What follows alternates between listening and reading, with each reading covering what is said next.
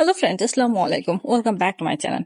আজকের ভিডিওতে আমি আপনাদের সাথে খুবই সহজ রেসিপিতে কাঁকরোল দিয়ে মাছের ডিমের ভাজি করে দেখাবো। যদিও অনেকে অনেকভাবে রান্না করে থাকেন, তবে আমি যেভাবে ভাজি করি আজকে আপনাদের সাথে সেই রেসিপিটা শেয়ার করছি।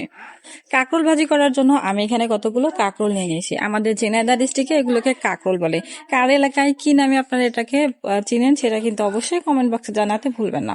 তো এখন আমি কাঁকরোলগুলো এভাবে নিয়ে নিয়েছি। এখন এই কাঁকরোলগুলো আমি পরিষ্কার করে ধুয়ে নিয়েছি।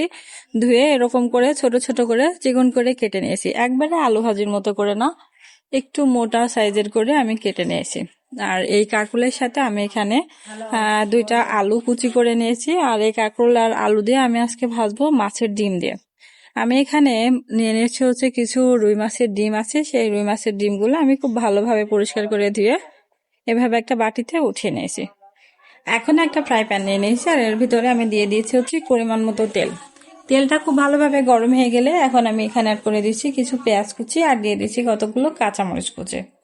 এখন এই পেঁয়াজ আর কাঁচামরিচকে আমি কিছুক্ষণ নেড়ে চেড়ে এভাবে ভেজে নিব। পেঁয়াজ আর কাঁচামরিচগুলো ভাজতে ভাজতে যখন একটু নরম হয়ে আসবে তখন আমি এর ভিতরে দিয়ে দিচ্ছি আগে থেকে কেটে ধুয়ে রাখা কাঁকরোল এবং আলুগুলো। আর এর সাথে আমি এখানে অ্যাড করে দিচ্ছি 1.5 টেবিল চামচ লবণ আর 1 টেবিল চামচ হলুদ গুঁড়া। লবণ আর হলুদ গুঁড়ো দিয়ে দেওয়ার পরে এখন আমি অনবরত নেড়ে এভাবে ভেজে নিচ্ছি। ঠিক যেরকম করে আমরা আলু ভাজি করি ঠিক সেভাবে আমি এটাকে কিছুক্ষণ ভেজে নিচ্ছি। আমি কিন্তু এখানে কোনো প্রকার পানি ইউজ করছি না। এভাবে অনবরত নাড়তে নাড়তে কাঁকরোলগুলো যখন একটু সিদ্ধ হয়ে আসবে তখন আমি আগে থেকে পরিষ্কার করে ধুয়ে রাখা মাছের ডিমগুলো এই কাঁকরোলের ভিতরে দিয়ে দিব। আর মাছের ডিমগুলো দিয়ে দেওয়ার পরে এখন আমি কাঁকরোলের সাথে খুব ভালোভাবে এভাবে মিশিয়ে নিচ্ছি। অনেকে কিন্তু মাছের ডিম একবারে শুরুতেই সবকিছুর সাথে মিশিয়ে দিয়ে দেয়। এতে করে আমার কাছে মনে হয় যে কাঁকরোলের সাথে যদি আগে দেওয়া হয় তাহলে কিন্তু মাছের ডিমগুলো পুড়ে যায়, কিন্তু কাঁকরোলগুলো কাঁচা থেকে যায়। এই জন্য মাঝামাঝি দিলেই কিন্তু খুব ভালোভাবে ভাজা হয়, আর খেতেও কিন্তু অনেক মজার হয়। আর এটা রান্না করলে মুচমুচে থাকে ভাজলে। তো দেখুন কিছুক্ষণ এভাবে নাড়ার পরে এরকম করে মাছের ডিমগুলো কিন্তু অনেক ঝরঝরে হয়ে গেছে। আর এর ভিতরেই কিন্তু আমাদের কাঁকরোলগুলো পুরোপুরিভাবে সিদ্ধ হয়ে গেছে।